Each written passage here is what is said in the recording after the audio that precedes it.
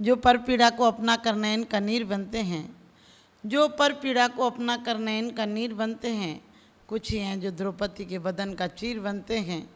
जहाँ को जीत करके तुम सिकंदर बन तो जाओगे, जहाँ को जीत करके तुम सिकंदर बन तो जाओगे, जो खुद को जीत लेते हैं वही महावीर बनते हैं, वही महावीर बनते हैं। हमारे आगम भरे पड़े हैं कि हमारे मुनिराज अपनी देश की चिंता नहीं करते हैं, लेकिन जब धनंजय कवि जैसे और कहते हैं कि भक्तों पर संकट आ जाता है तो वो अपनी आराधना नहीं, भक्तों की लाज रखने के लिए वो एक स्तोत्र पढ़ते हैं तो उनकी बीमारियां दूर हो जाती हैं। हम रोज स्तोत्र पढ़ते हैं, हमारा सिर दर्द तक दूर नहीं हो पाता है। मैना सुंदरी के एक विधान से श्रीपाल का कोढ़ जैसा ठीक हो जाता है और हमारा सर दर्द भी ठीक नहीं हो पाता है, क्योंकि श्रद्धा से दर्शन करने वाला मंदिर के फल को ले लेगा, श्रद्धा से दर्शन करने वाला मंदिर के फल को ले लेगा, और वरना मंदिर में क्या है पड़ा जो मंदिर हमको दे देगा। आज हमारी श्रद्धा समाप्त हो गई है। आज श्रद्धा हमारी व्यापारी पर है, नौकर पर है, ड्राइवर पर है, क्लर्क पर है, अफसर पर है, लेकिन परमात्मा के नाम पर सिर्फ हमने रूढ़िवादिता अपनाई है कि मुट्ठी भर चावल चढ़ा लो और कह दो जन्म जरा मृत्यु विनाश नायक कार्य चढ़ा दो।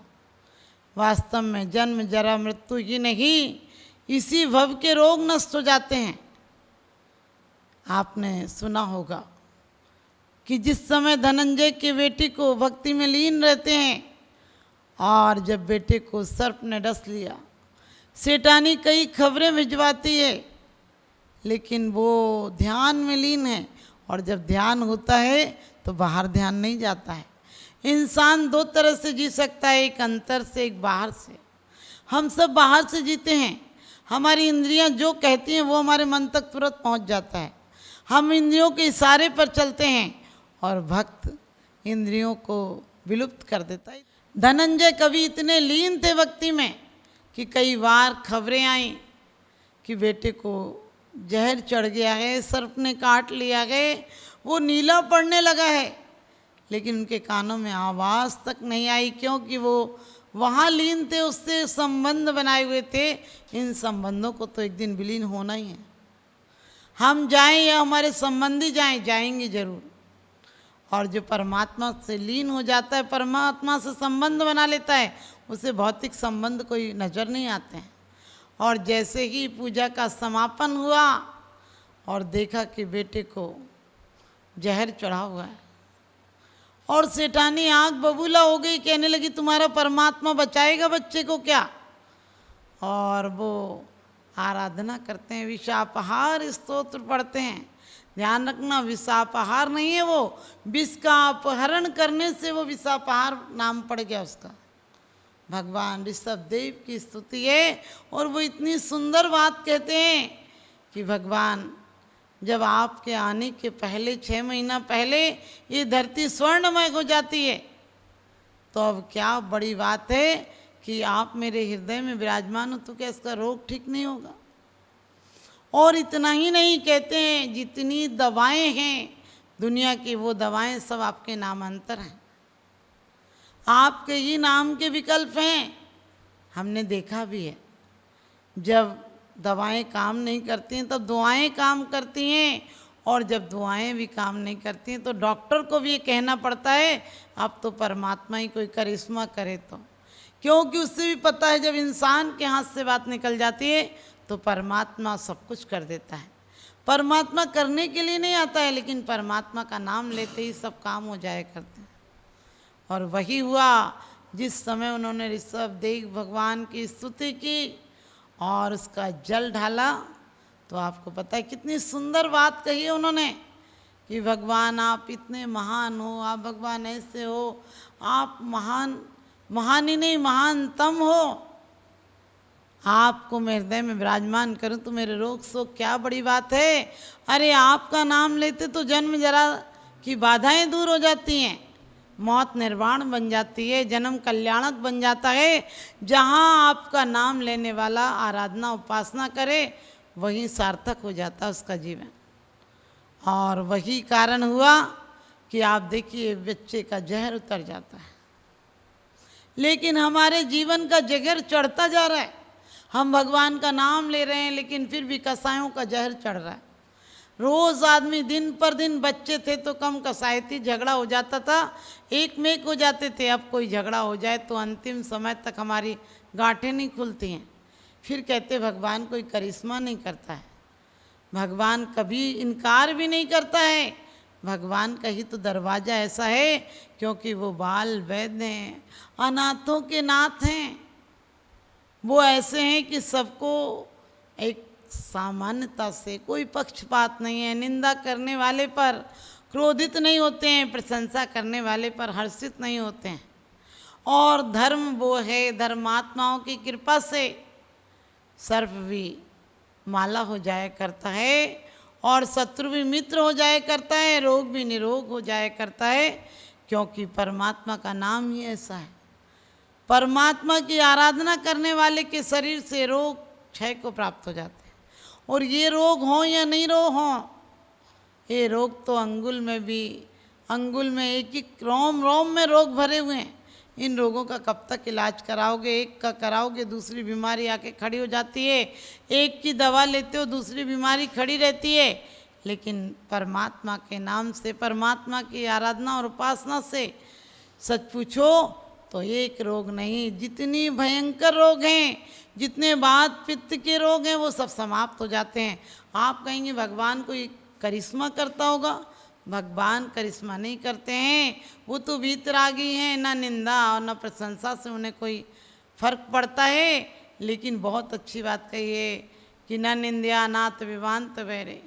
भगवान आप निंदा से बैर को प्राप्त नहीं होते हैं, लेकिन आपकी स्तुति करने वाला पुण्य पुरुष सब काम को सहज कर लेता है, क्योंकि उसकी पुण्य प्रकृतियाँ इतनी प्रबल हो जाती हैं। उसका पुण्य, उसका साता का उदय जो तीव्र चल रहा था वो मंद हो जाता है और साता का उदय तीव्र हो जाता है। सब काम सहज में हो जाते हैं। आप लोग सोचते हैं कर्मों का दोष है, हम क्या करेंगे? अरे कर्मों का दोष भी हमारा ही है। हमने अपने आप से कर्म बांधे हैं और खोलना भी हमें पड़ेंगे। क्योंकि एक बार यूनान में कोई विरोध हो गया और वहाँ के कारीगर, सुनार, बड़े बड़े कारीगरों को लोगों ने सम्राट की आज्ञा से खाई में पटक दिया, हथकड़ियाँ बंधवा दी ताकि वो निकल नहीं सकें, प्रयास नहीं कर सकें। लेकिन सब लोग रो रहे थे, वो कारीगर हंस रहा था कि मुझे सबकी कड़ियाँ खोलना आता है। वो अचानक रोने लगा अपनी जंजीरें देखकर। वहीं पर बंदी एक विवेकी व्यक्ति भी था। वो कहने लगा तुम रोने क्यों लगे? अभी तो हंस रहे थे। कहने लगे मैं सोचता था कि मैं सबकी जंजीरें खोलना जानता हूँ, लेकिन मेरे हाथ में जो जंजीर पड़ी है उसमें मेरी मोहर लगी है, और मेरी मोहर, मेरी जंजीर की विशेषता होती है कि वो खोल नहीं सकता है। जहाँ से खोलने का होता है वहाँ से बहुत मजबूत जोड़ लगाता हूँ। अब मैं मर जाऊँगा लेकिन खोल नहीं पाऊँगा। विवेकी ने कहा कि तुम इतने घबराते क्यों हो? यदि तुमने लगाया है तो तुम खोल भी सकते हो, क्योंकि तुम्हारी लगाई गांठें हैं और तुमने मोहर लगाई है तो तुम्हें पता है कैसे खोल सकते हो। तुम अपना आत्म पुरुषार्थ जगाओ, इस तरह निर्बल कायर की तरह मत रहो। और कहते हैं कि उसने कोशिश की, अपने बंधन भी खोल दिए और सबके भी खोल दिए। इसी प्रकार से जो धर्मात्मा होता है, पुण्यात्मा होता है, परमात्मा होता है, वो अपने बंधन तो खोल चुका है और दूसरों के बंधन में खोलने में कारण बन जाता है। आप कायर की तरह मत कहिए कि कर्म का उदय है, कर्म का उदय है। अरे जितना पुरुषार्थ, जितना समय, जितना द्रव्य, क्षेत्र, काल, भाव आप दूसरों के लिए लगाते हैं, इतना अपने लिए लगाइए। इतना काल अपने लिए खर्च कीजिए। आपने देखा सुबह से शाम तक 24 घंटे में आप परिवारजनों की कितनी चिंता करते हैं। आप परिवार वालों की चिंता में चिता हुए जा रहे हैं। उनने खाया कि नहीं तो तुम नहीं खा पाते, वो कहाँ ही बाहर गए, ऐसा नहीं हो जाए, ऐसा नहीं हो जाए। अरे क्यों सोचते हो ऐसा हो जाए? हमने कर्म सिद्धांत पढ़ रखा है, हम शुभ भावनाएं करेंगे उन पर भी असर पड़ेगा। लेकिन हम व्यर्थ की चिंता में कभी अपनी चिंता किए कि मुझे इस देश से बाहर जाना है, मेरा क्या होगा, कहीं एक्सीडेंट नहीं हो जाए, कहीं मैं दुर्गति में ना पहुंच जाऊं। ये वो चौराहा है जहाँ से हर जगह को गाड़ियाँ जाती हैं, नरक त्रियंच देव और जहाँ जाना हो वहाँ जाती हैं। निगोद तक भी गाड़ी जाती है, लेकिन हमारी गाड़ी, हम कभी चिंता ही नहीं करते। जीवन में हर चीज़ की चिंता की है, मेरी गति क्या होगी इसके बारे में हमने कभी चिंता नहीं की। अपने आप को चिंतन में नहीं बदला, हम अपने आप को चिंतन में बदलें, अपनी चेतना को ऊर्ध्वगामी बनाएं। हमेशा दूसरों की चिंता मत किया करो, अपनी चिंता भी करो कि हमारे यही लोग जो घर के लोग हैं, जिनकी चिंता में तुम जलते हो, वो तुम्हें चिता तक जला कर आएंगे और राख भी वापस नहीं लाएंगे, वहीं शमशान में या गंगा जी में बहा कर आएंगे। लोग कहते हैं कि हमारे पाप गंगा जी में धुल जाएंगे। हमने कहा गंगा में पाप नहीं धुलते हैं, ज्ञान की गंगा में डुबकी लगाओ तो पाप धुल जाया करते हैं। तो आप भी कोशिश कीजिए, आपके रोग हमारे रोग कोई बहुत बड़े रोग नहीं हैं। हमने आधे से ज़्यादा रोग अपनी मानसिकता के पाल रखे हैं। बीवी बीमार हो तो पति पूछता है क्या हो गया, और अच्छी हो तो परवाह भी नहीं करता है। इसका मतलब हमने दुख शोक को बढ़ावा दिया है, उसे अब आदत पड़ जाएगी कि जब तुम आओगे तो वो चीखेगी, चिल्लाएगी, हाय तौबा करेगी, क्योंकि तुम वैसे ध्यान ही नहीं देते हो। बच्चे जब मचलते हैं, सर फोड़ लेते, तुम उसकी बात तुरंत पूरी कर देते हो। अरे क्यों पूरी करते हो? ये दुर्वासनाएं, ये दुर्भावनाएं उनके अंदर मत पनपने दो। उनसे कहो कि तुम अच्छी भावनाएं, खुश रहोगे, प्रसन्न रहोगे तो तुम्हारी सुनी जाएगी।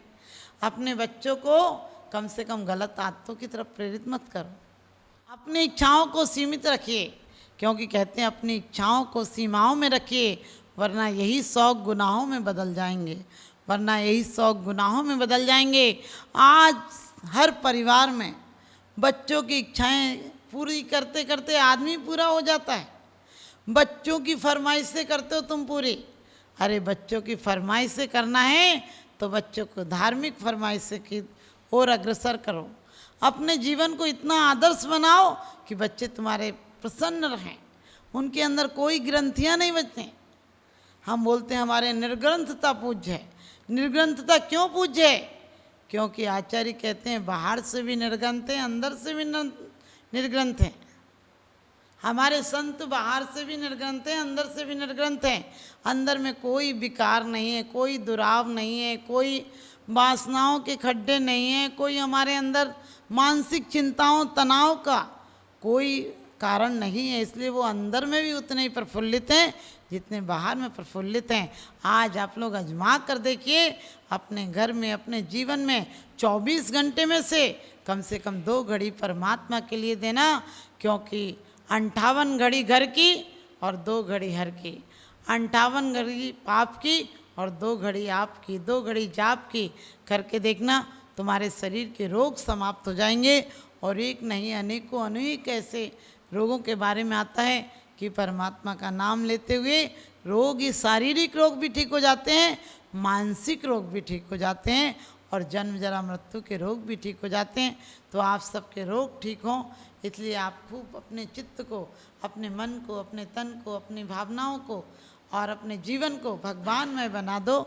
इतना बढ़िया जीवन मिला है, इससे कुछ बढ़िया कामों में गुजारो। यही बेईमानी, लूट खसोट, निंदा करते करते जीवन गुजार दिया, और भी अपने आप को नारकी क्यों बनाते हो? अपने आप को देवता बनाओ। और मरने के बाद हम स्वर्ग नहीं जाएंगे, हम ज़मीन पर स्वर्ग बनाएंगे। अरे कौन कहता है कि मौत आएगी तो मैं मर जाऊंगी? कौन कहता है कि मौत आएगी तो मैं मर जाऊंगी?